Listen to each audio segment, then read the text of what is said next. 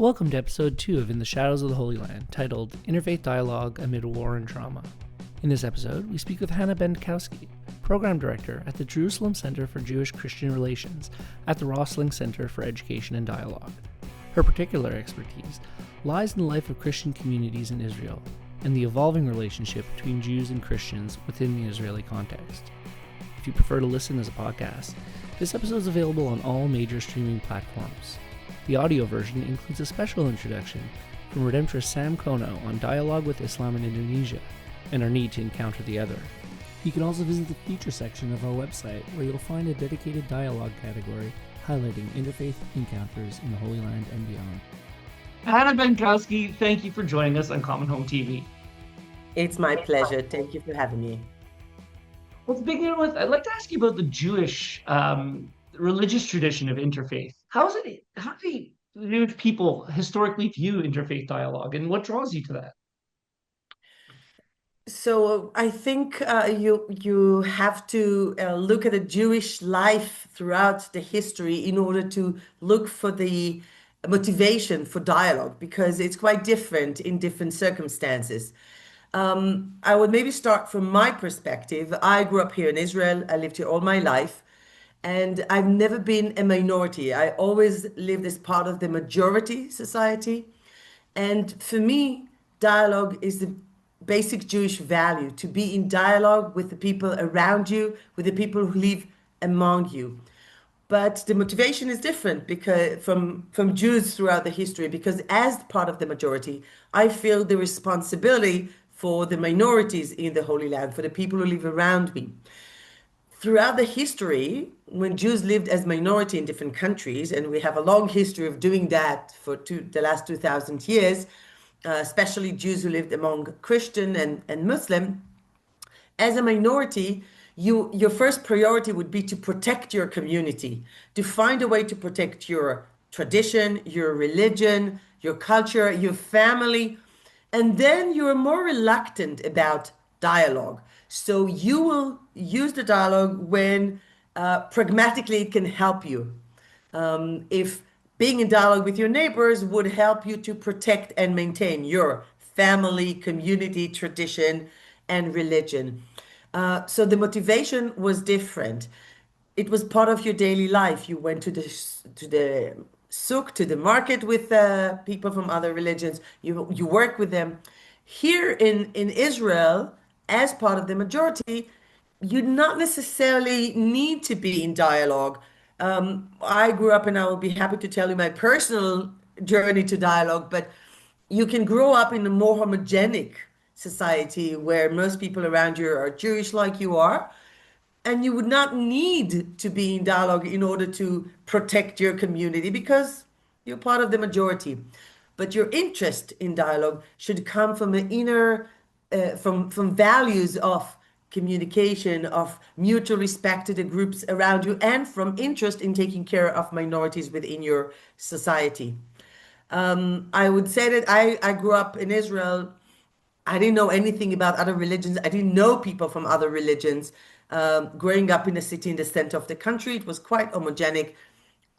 Most of the people are Jewish. I should say that in Israel, most Arabs, Christian and Muslim, live in Arab cities and villages. There's some mixed cities where Arab and Jews live in the same city, not necessarily together, but in the same city. But as 75% of Israelis are Jewish, and most of them were born in Israel and raised in Israel, so the opportunity to have a dialogue was very minimal. And until I got to university, I had minimal contact with people from other religions. And only when I got to university, I started to be interested in that, because I wanted to study history. And in order to learn history, I had to know something about Christianity. You cannot really learn European history without knowing anything about Christianity. And as growing up here, I actually didn't know anything. So I took a course in Christianity, in Introduction to Christianity. It was fascinating. And I decided that it's not enough just to study about, but I want to meet with. And that was my first step in dialogue, meeting with local Christian, Palestinian Christian in university, in Hebrew University in Jerusalem, and discovering this amazing and fascinating world of interfaith. And it was a journey that actually helped me not only to know the people around me, the different minorities and the different groups, the indigenous Christian, the Muslims, the communities who live with us, but also it was an opportunity to ask questions and rediscover my own Jewish tradition, because Judaism did not develop in a vacuum. It developed in dialogue and conflict with Christianity. So many things that we do today are connected to the fact that Jews lived among Christians and developed and were influenced by Christianity, or developed all kind of rules to stay away from Christian, or they influence Christianity. So there's a lot of dialogue and polemic relation between the two religions that developed and formed Judaism as we know it today. So it was kind of a way to know the other, but also to know my own tradition in a better way. That's an excellent personal journey to hear about. And just to let you know just a little bit about myself, I come from Montreal, where it was invented as a national cuisine. Like we have just like from Leonard Cohen to Mordecai Rickler. Like I grew up knowing and viewing the Jewish tradition as so giving to not as an insular community, as something that was very giving to sort of all of us. And I'd like to ask you a little bit of the Israeli generation that's exists now, especially maybe the younger generation. How do they approach interfaith relationships? Because I got to be very specific. Not talking about we get into this issue where when you speak about Jewishness, it ties straight to the state of Israel. So really make the distinction, right? So now speaking about Israeli specific, how do they view interfaith relationships? And of course, that too is probably multifaceted. But in general, what do you see on the street as a change of interfaith relationship, or as a constant in the last 30 years? Yeah. I should say that the interfaith, and maybe I would focus on Jewish Christian, but then I can Okay. elaborate more on the Muslim because that's my field of expertise. Um, there's some unique challenges of Jewish Christian relations or interfaith relations in Israel, that or in the Holy Land, that make it a bit more complicated. First of all, the question of the power dynamics. When you have a dialogue, and as I mentioned in the past, it was very clear that the Jews were the minority. We were the minority for 2,000 years. We're the minority in many countries around the world. As minority, when you come to dialogue, you expect the majority to have empathy, to listen to you, to care about what you're doing and what and your future. And many of the Jews come to the dialogue with the hope that knowing Judaism and knowing Jewish people would help to protect the community, to get the majority to support them. The question is, who is the majority and who is the minority here? Because although we are the majority in Israel, we still feel a minority. Minority of Jews in the Middle East, minority of Jews in the Western world. Yeah. The fear that all the world is against us is something that we haven't recovered from since 2,000 years of diaspora. And and we still behave and think like a minority under threat. Like we haven't left the little shtetl, the little village in East Europe, and we still need to protect our home and family and community and religion and culture. While we look at the minorities here, the other religious minorities, Christian or Muslim, and we think, well, they are part of the majority. The Muslims are part of the Arab world. They have a lot of power. They have a lot of support. The Christians, not only that they are part of the Arab world and they have a lot of support from the Arab world, but also have the whole support of the Christian world. So they're the majority. While obviously, if you look at the numbers, the Christians here are minority within a minority within a minority, and the Muslims are the minority. They're only 17% of the population. So when you come to a dialogue and you both sides think that they're the minority and expect the other to listen to them and to have empathy and to care for them, it's really, really hard to have any dialogue.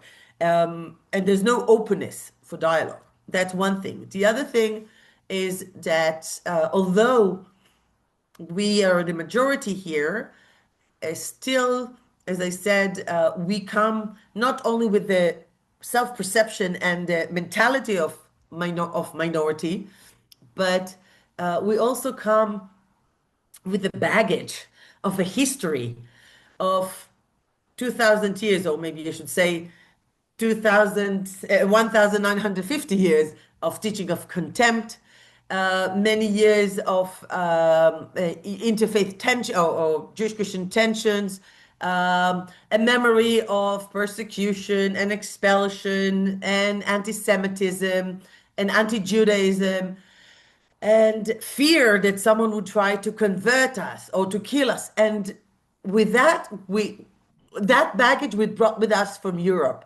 and we haven't left it aside yet, and we haven't put it aside yet, and we haven't started a process of healing.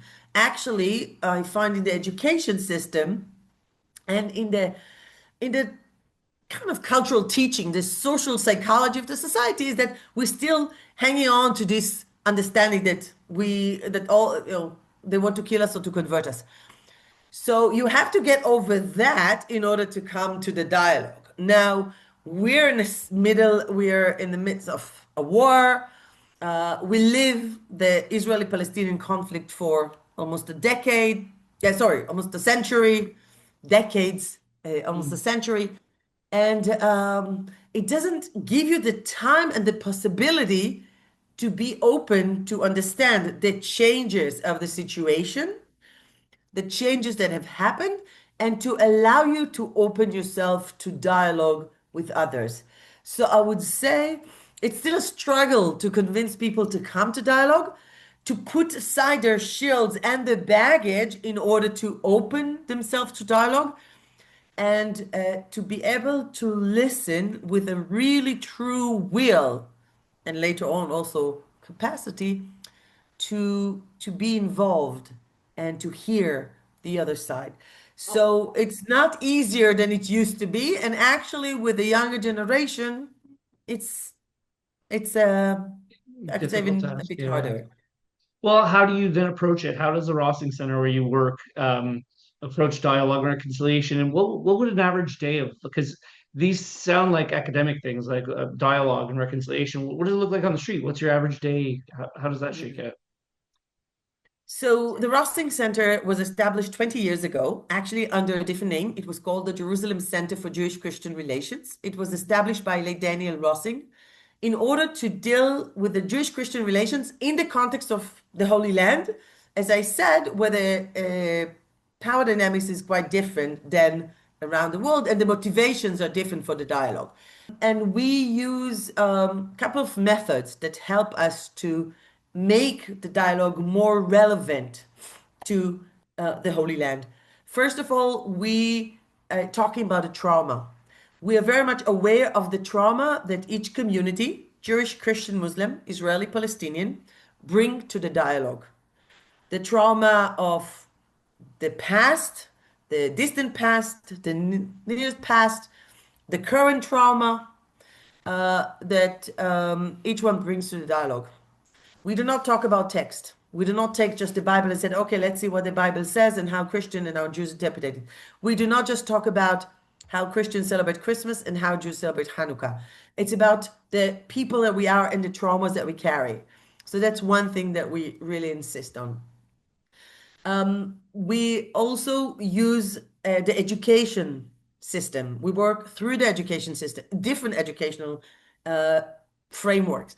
If it's schools, it's principals. We want to transform the way people are educated. University student, colleges, young adults. So to make a difference in the way people think, the way people educate. If you would, there's a saying that we always use, if they would take peace education seriously as they take math education, mathematics in school, everything would look different.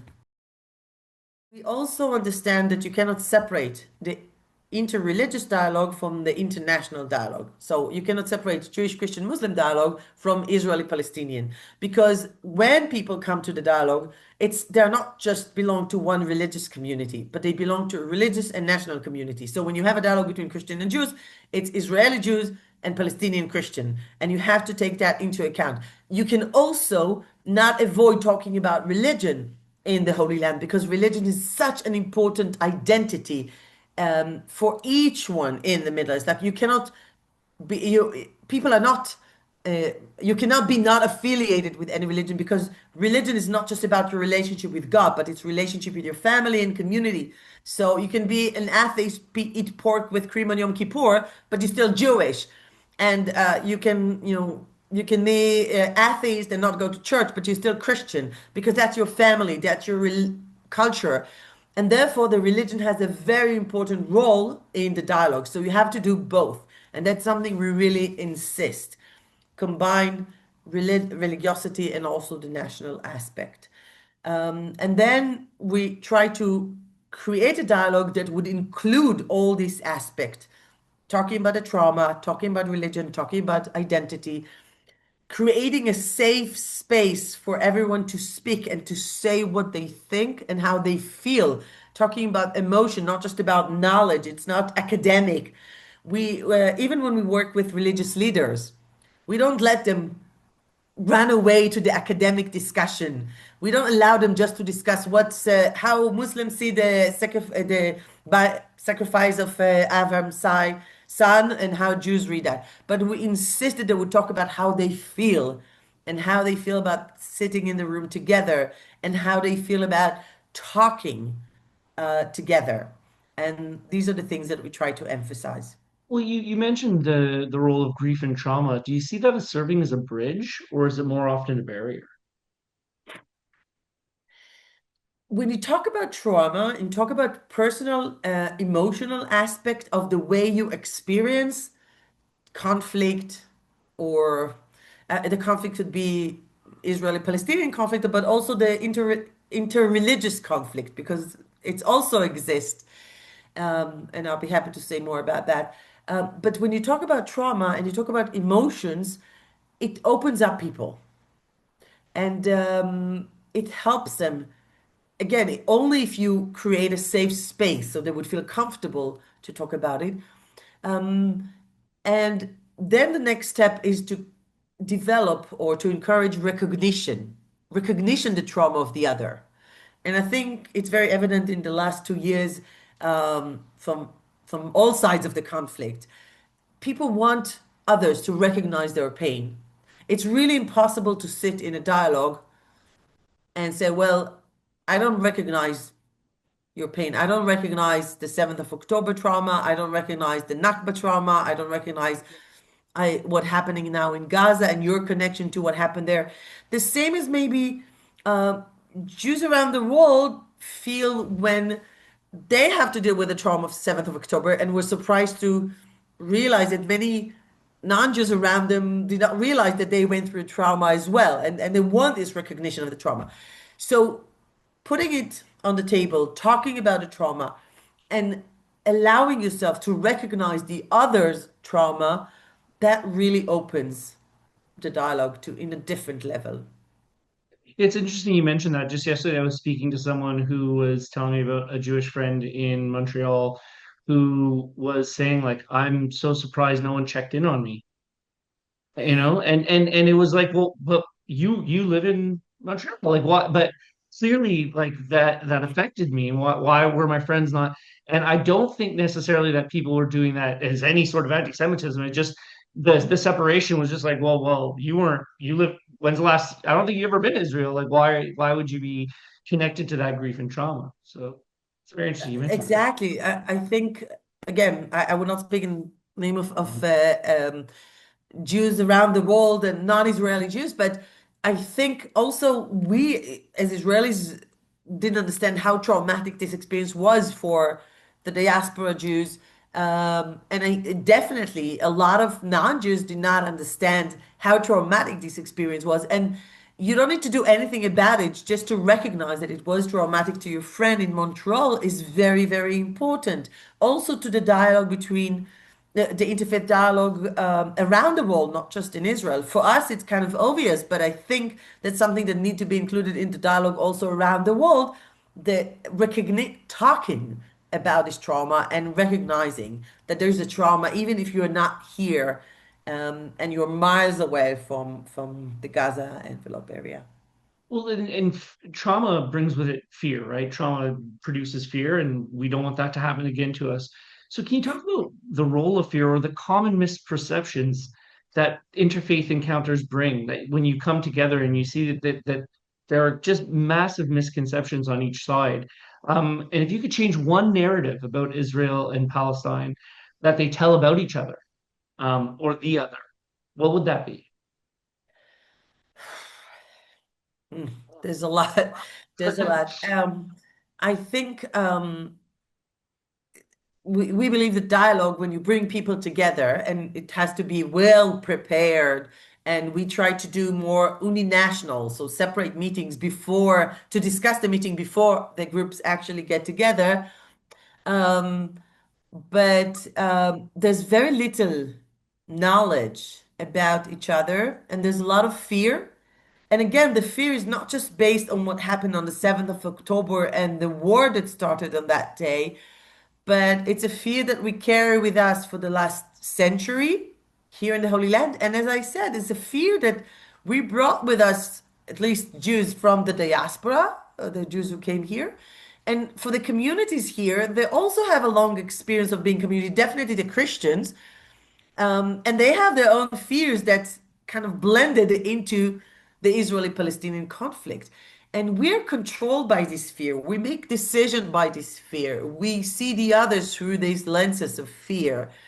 Um, and um, and fear keeps you away. And we see that it's very clear, definitely after the 7th of October. The two communities, the Palestinian and the Israeli community within the state of Israel, in the same city, were set apart because of this fear. In the first few months of the war, there were Palestinians from East Jerusalem were afraid to go to work, to the office, to the hospital where they're working because it's West Jerusalem. People were afraid to go into the public transportation, women because they're wearing hijab or to speak on the phone in Arabic. Jews afraid to go into more Arab areas of the city. So this fear really controls us and shape and form the way we live, the way we talk. Uh, there are a lot of misconception. I really don't know where to start. I mean, it's long process of education that is needed, and that's why we try to have long programs that allow to teach, but also to meet and kind of dismantle this misconception. But if we will talk about religion specifically, I think we what we did is that we developed a certain idea about what is Islam that based on the way we look at extreme Muslims around the world in the last, I don't know, 30 years. Either in America after September 11 and here. So it's we tend in the past you would a lot of people say, well, Islam is a nice religion, but then there's some extreme Muslim. Today, the way Israelis speak about Islam, not about Muslim, about Islam, they speak about it in a very negative, as if it's a religion of war and violence, and that's what they know and that's what they teach, and there's no way to change the way people live their life because it's all rooted in the religion. Of course, it's not true. Of course, it's totally abuse of the faith and the tradition of Islam, which is very rich and has a long history, and you have millions of people around the world practicing peacefully Islam, and it's ridiculous to say. Um, but people open, if they do open the scripture, they open specifically the paragraph that convenient for The them cherry to picking. prove, to make their point. Yeah. Um, so bringing that example of Islam with Christianity, That's my main work. My daily work is educating Israelis about Christian and Christianity in the Holy Land. But generally, I do give basic introduction to Christianity because, as I said, Israelis have no idea. And just to be able to put aside your judgment about other religions and and being able to hear how rich and interesting Christianity is as a faith, not just as a culture, because people are more familiar with the Christian culture, with the American Christian culture, with what they see in television, but with the theology, to understand the differences and to see the differences, but not to see them as a threat to Jewish faith, but as a sister religion, as Christian would see Judaism. So that's something that I definitely think necessary to for the dialogue. Staying on the lines of Christianity, what particular challenges do they face Christians in occupied territories in Israel, and what that's not widely recognized, and has that changed over the years? Yeah, so Christians have a long history of being a minority within a minority in the Holy Land. Maybe I should say I we have different kind of Christians in the Holy Land. We have uh, first of all, there are 13 recognized communities, but many other religious communities, Christian religious communities, that are not officially recognized by the state but exist here. Catholic, Orthodox, Armenian, Copt, Syriac, Lutheran, Anglican, and so on. And the Christians not only divided between the different denominations, but are also divided culturally. The local indigenous Christians are the Palestinian Christians who are here since Mm, Jesus' time, mm, and they speak Arabic, integrated into the Muslim Palestinian society. In Israel today, we also have many migrant workers and asylum seekers who came here to work and stayed, some legal, some illegally, but they're integrated more into the Jewish Hebrew speaking society and they are devoted Christians. We also have many people who came to Israel based on the law of return because they have Jewish relatives and they immigrated to Israel, they got citizenship, they integrated into the Hebrew Jewish speaking society, the Jewish Hebrew speaking society, but they're Christian in their faith. So they're very different and they have different agendas and different political views and but in general I would say that Palestinian Christians have similar problem as Palestinian Muslim, being a minority here, being Arabs, uh, similar challenges within the society. I would say I would speak just about the state of Israel, being citizen of Israel and officially by law, the Jura have equal rights, but practically there is discrimination, many would say, based on the security issues and for security reasons.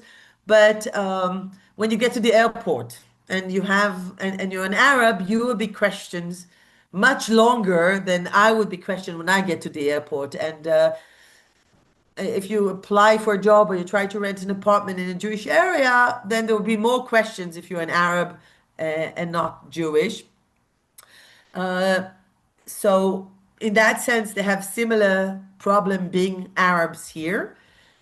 In the West Bank, I tend not to talk about Jewish-Muslim relations in the West, sorry, Christian-Muslim relations in the West Bank, being Jewish, Israeli Jew. I think it's not my role to say anything about that.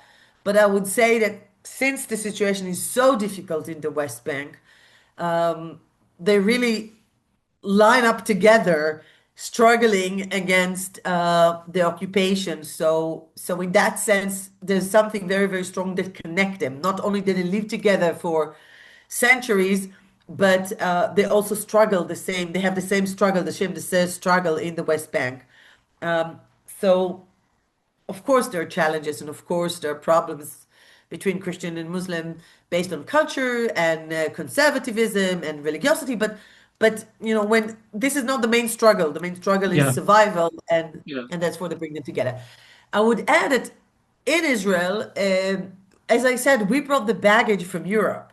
So this fear of Christianity, uh, this tension that we haven't started to heal is still there.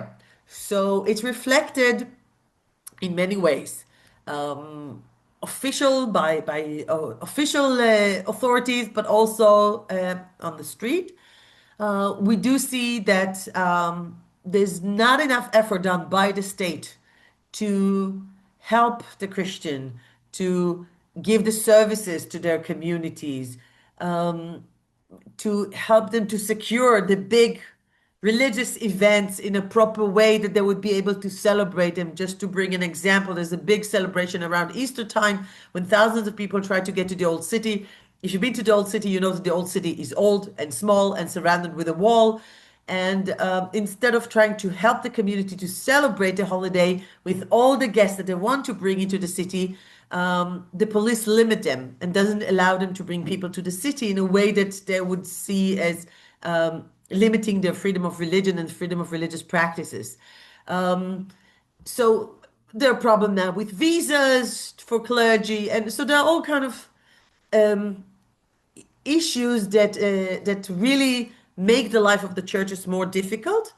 And that's one aspect. And the other aspect that we notice in the last couple of years, an increasing number of incidents of harassment, especially in Jerusalem, but also in other places, and lack of respect toward Christians from religious Jews. And this has nothing to do with Israeli-Palestinian conflict. It does have to do a lot with the political climate that we have in Israel, which is more polarized.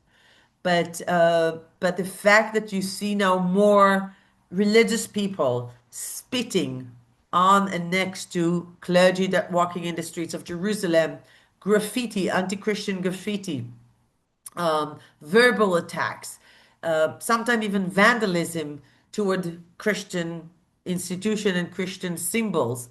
So that makes that's phenomena that we see increasing in its size. We also tackled that with a new project that we initiated together with other partners to collect the data about these incidents, to report the police that rarely investigate and do something about it, although spitting on a person is a felony, but still very little is being done. And we try to create awareness and to do advocacy to push the authorities to take care of the Christian and deal with this phenomena. Because maybe for the clergy, the monk who walks around the street with a cross and a habit, he sees that someone's spitting next to him. It's annoying him, but he said, well, I forgive him. I'm a good Christian, and he walks away. But for the community to see that their clergy is being constantly harassed and to hear about an incident here and an incident there, although comparing to other incidents we see in Gaza and the West Bank, it's nothing. But Yeah. for the community here in Israel, it's exhausting. It's it's squeezing. It's pushing them out. It's giving them the feeling that they're not welcome. So that's something that is really connected to their Christian identity. It's not because they're Palestinians, it's because they're Christians and they're attacked because of their faith. And that's phenomena that we see escalating, and we definitely try to tackle and deal with that because it has an impact over the whole community. Do you believe that the interfaith dialogue in which you practice daily can influence political conversion as well for places like the occupied territories? Of course, we try to promote peace. We try to build peace. This is the main goal. We want people to live together in inclusive environment, respectful to each other, recognizes each other culture and rights. So the purpose of having a dialogue is not just for the sake of education or intellectual experience. The purpose of the dialogue is to build a peaceful society. So of course, when you're more aware to different minorities and respectful for their religious culture, you developed an openness to the other. And when you develop this openness, you're more open to social closeness. You're more open to live together. You're more open to share the land, to share the government, to share the resources. So it's another tool on the way to build peace here. Has perception shifted at all during this time, or has support just been unanimous? It's just I find it's a discussion that's not often had. The war is happening. This cabinet is doing this. The democracy has voted for it. It's happening, but we don't hear. I don't hear many discussions about the voices that are saying, "Hey, actually, there's a contingency within Israel that would like to try to handle this a different way than what's currently taking place." So actually, all my Saturdays night, since maybe not the 7th of October, but definitely since January 24, are dedicated to the weekly protest that we have all around the countries all around the country in different places. People gather to demonstrate against the war with different agendas. There are a couple of activities that happening at the same time. In the last year, there's another group that meets also in the middle of the week to sit peacefully and quietly dressed in white in crucial locations. But there are a lot of demonstrations around the country. And people that involve in that are devoted to these demonstrations. Some of them started to demonstrate also before the war, when we had quite big demonstration against the juridical reform or juridical revolution that they tried to do in Israel. But since the beginning of the war, it's smaller because I think a lot of people cannot go out and demonstrate in this time. But you see the same people coming every Saturday. I demonstrate in Jerusalem. Now, there are different agendas in the demonstration. And what I find quite impressive is that we've managed, although we have different agendas, we managed to protest together, not exactly together, but one next to the other. So just to give an example of Jerusalem, so every Saturday when you have a big demonstration, so you have the major group that was mainly focusing on the release of the hostages. For that, you can get much more audience and people who would be able to identify and sympathize with the goal and come to demonstrate. And then there's always another demonstration, and we follow them just behind, organized by an organization called Standing Together. So you can understand the meaning of that. Mhm. And they protest not only to release the hostages, but also to stop the war and end the pain and the killing and the suffering of Palestinians. And it's becoming more and more vocal. What we see in the last couple of months, since things deteriorated, that even the main demonstration, at least in Jerusalem, kind of adopted the agenda of against the war, against the suffering, against the killing. So this is much more vocal. I would not say that from a city of million people, you see not even 1% of the population come to demonstrate. These are not very big demonstration, maybe very few thousands of people come in good day, but it's consistent every Saturday night and it's vocal and we walk through the city center and we struggle with people who attack the demonstrators and curse and shout at us. And there's always struggle with the police. It exists the same thing much bigger in Tel Aviv, in Haifa, in Beersheba, in specific junction. It's not huge. These are not huge demonstrations. I think Israel doesn't have a culture of demonstrations and protest as you have in some countries in Europe, like France Mhm. and Italy. We don't have this culture, but we developed it. And it really gives us, people who are against the war, it gives us strength that we're not alone. And there are others who with us, ready to go to leave the house every Saturday night. The International Association of Genocide Scholars and most reputable human rights organizations have described the actions of Israel's Israel's actions, I should say, in Gaza as a genocide. With Israeli society and the memory of the Holocaust so deeply present, as you said, with the waves of migration that came afterwards, how do people grapple with or respond to this kind of language? So it's a very sensitive issue, the use of words. Using a specific title helps to explain how severe things are, but every word is very loaded with history, like the word genocide. You also have to, uh, it's also important to mention that Israelis don't know what's happening in Gaza.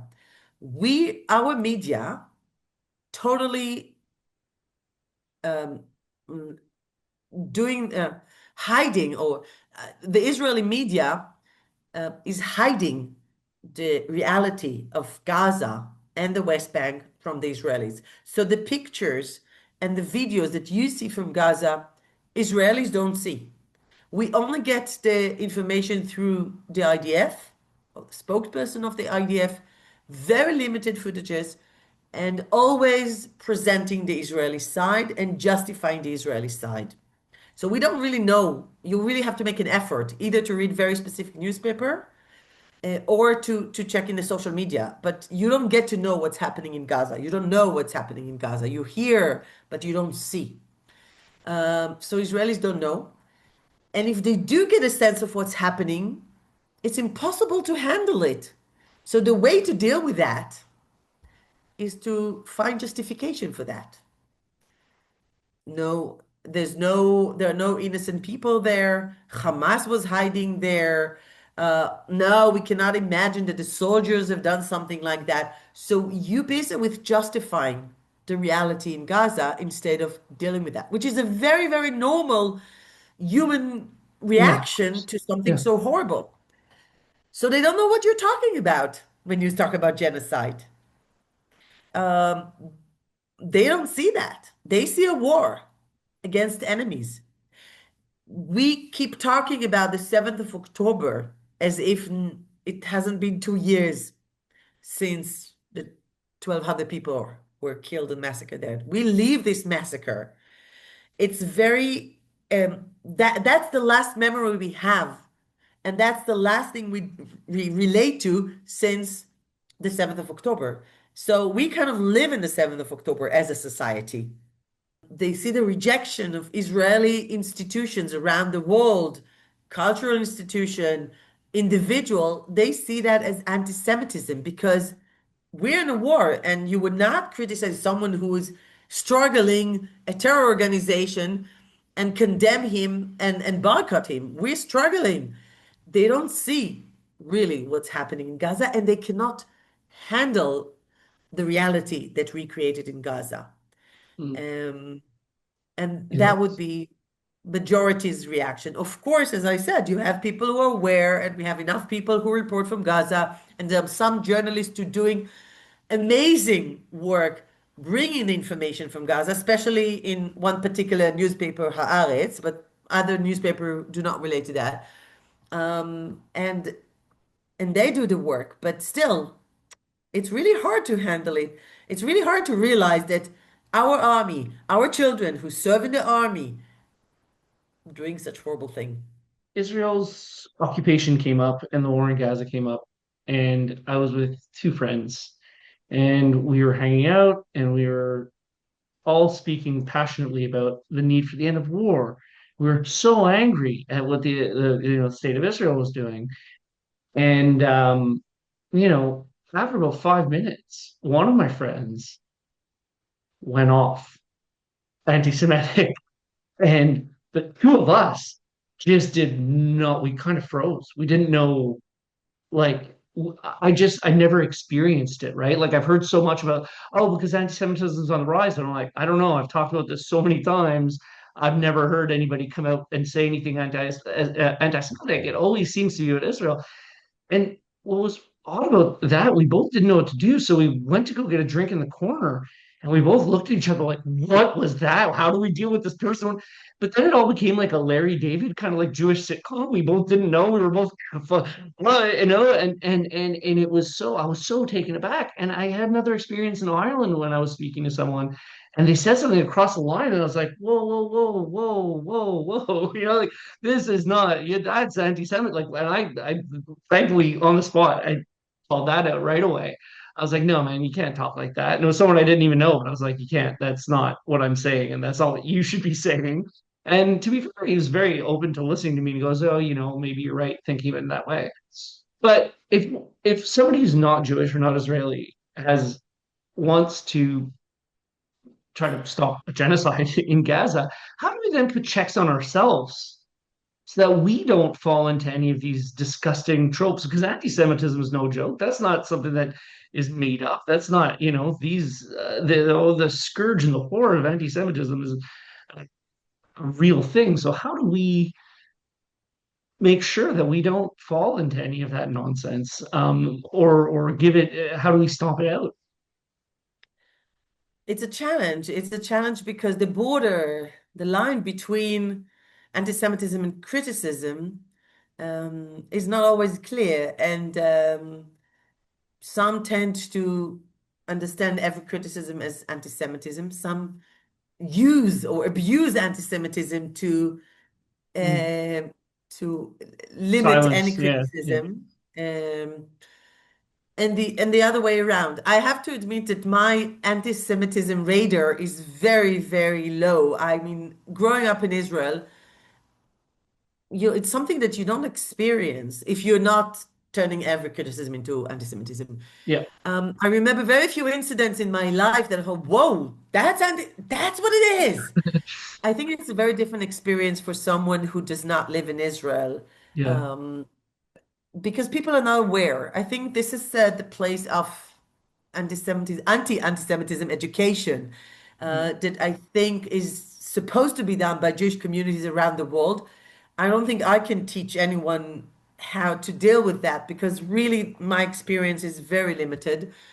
I can say, I mean, there are enough textbooks to explain what's the difference between anti-Semitism and legit criticism. But again, it also depends on the institution and where they draw the line. I I would mention that I was that a Palestinian Christian organization published a couple of years ago a manual book for Palestinians. I don't think it was published in Arabic yet, but it was published in English to help them to differentiate between anti-Semitism and criticism. So they would know when they can criticize the occupation, but when this criticism turned to anti-Semitism. So this is a very interesting concept for Palestinian Christian and I think it's very important because then if you try to be a bit cautious about it, maybe your criticism will be heard better. Um, but I think we all have to decide where we draw the line and to make sure that the people that we're talking to are not crossing that line to and in this personal conversation to draw the attention of the person, well, this is too far. Um, but again, I think it's a very different, it has to be done in a different way in Israel and outside of For Israel. sure. And I think in Jewish communities around the world, they're the expert and they should do that. So how do we build or move forward with solidarity for both, believing in both a right to exist? So first of all, the last sentence you said, solidarity to both. Yeah. Understanding that we both need to live here, we both belong here and want to have a future here, and we'll have to do it together. So being aware of that. And that's the first thing. Second, getting to know what's happening here. Being informed about what's happening here, talking to people, hearing different voices, following podcasts like your or a program Mm. like your. Oh yes, thank you, thank Uh, you. it's not a coincidence that we use the verb building, because it takes time and it's one layer after the other. And all over the world, we need now to build dialogue and to build peace with each other. So to be involved in that, I think this is very important.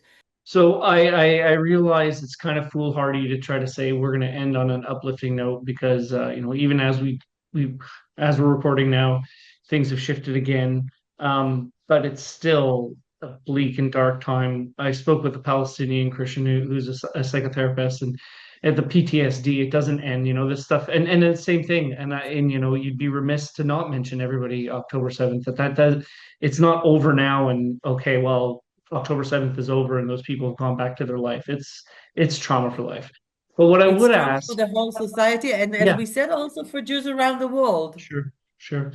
So, but I would ask maybe if you could share an example of a breakthrough moment that you've witnessed through dialogue, as a way to maybe just keep us focused, going forward, that this is the right path. I think the fact that organizations like the Rossing Center, but others still active and exist in Israel, and we still dedicate our life to build peace. I think this is the meaning of hope. We don't give up. We continue to work. And my, I'll just bring one example with a dialogue group that I was facilitating this year with a colleague, Palestinian Christian from Hana. And it was a group of religious leaders that we did together in collaboration with the Laboratory for Research of Religion from Haifa University. And it took a long, long, long time to convince these religious leaders to talk about their fears, about the fact that for the Palestinians in the group, Christian, Muslim, and Druze, that they feel silenced. They cannot say how they really feel. It took a long time for them to demand recognition of their pain. And I think when we got together and maybe in the fifth or sixth meeting that we went through the year, they suddenly open up and said, I feel safe enough to say 1, 2, 3, 4. I feel safe enough to say I cannot speak out. I cannot talk about my fears because I'm afraid. I feel safe enough to say, I want you to recognize my pain. I want you to recognize how I suffered, especially from the Palestinian side and also from the Jewish side to admit, I feel safe that I don't feel comfortable to go into an our place. I feel safe to say that I think that or that about Christianity.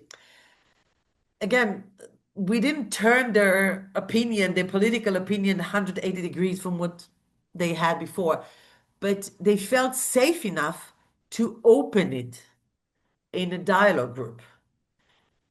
And that's an achievement. In the reality where we live, I'm not trying to turn people from being right wing to left wing, from war supporter to war protesters, but I expect them to change the way they used to think and to see the others and to be able to say what is on their heart.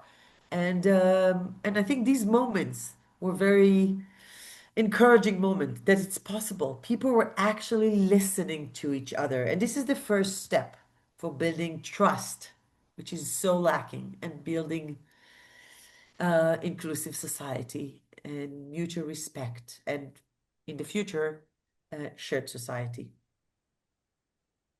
Well, on behalf of everyone at Common Home TV, I'd like to thank you for your time. You spoke about October 7th being a relived memory, and something that is the last, I think, as you said, the last shared memory of Israel. Well, we're going to continue to pray for an October 8th for all of us, and in that support, we would like to try to take those steps with you. And I hope that people hearing your words today can, really experience that and understand the power of that dialogue and take those first steps, because it's a long road ahead, and it can't. There's no ceasefire is going to end the pain tomorrow, so it'll be a long, and it'll be a long, hard, like you said, peace building takes layers and steps, and we hope that everybody, continues to pray and support in a way that, doesn't divide, that brings together. So, on behalf of our prayer community, Bread for Today, the Redemptorists, we're a mission of the Redemptorists. So we would like to thank you for your time. Thank you for listening.